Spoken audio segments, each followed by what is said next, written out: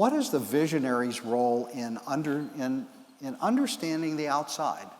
That's a really interesting question. EOS experts up here, what's the visionary's role in understanding the outside market? Rainey, I think this is all you, girl.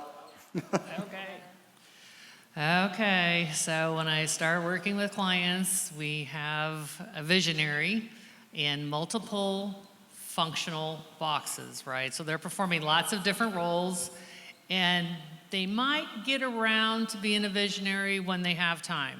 Very seldom do they have time. But that's their magic. That's that unique ability that they bring to the company that's so critical. They're the brand, they're the face to the community.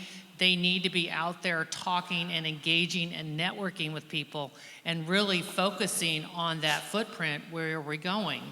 One of my clients is, he has a medical lab, which has shifted considerably because of the pandemic. He's also a cardiologist, and he's a visionary. And he knows he's a visionary.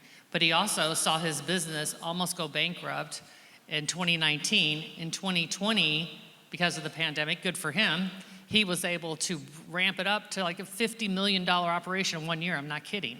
But he could also do this again if he's not careful. He's been self-implementing for about almost 2 years.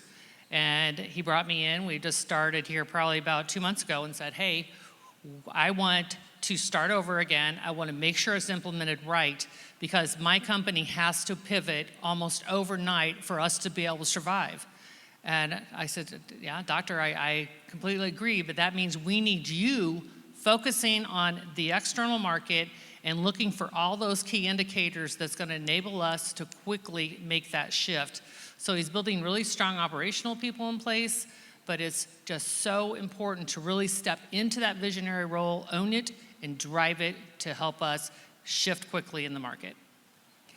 Can I add one thing? Of course. I've had a chance to work with a couple real visionaries. And the struggle I see is the company can sometimes have some shiny object syndrome as a result, and EOS does a lot to take that out. And there's a muscle in the organization where some of those nuggets need to get pivoted into strategy and then execution.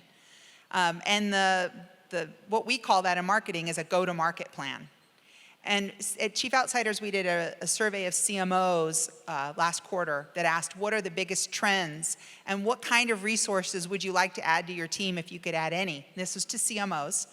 And one of the top categories was go-to-market resources. People who knew how to understand the vision that's being presented, evaluate the different opportunities, and then build the plan for taking that to market.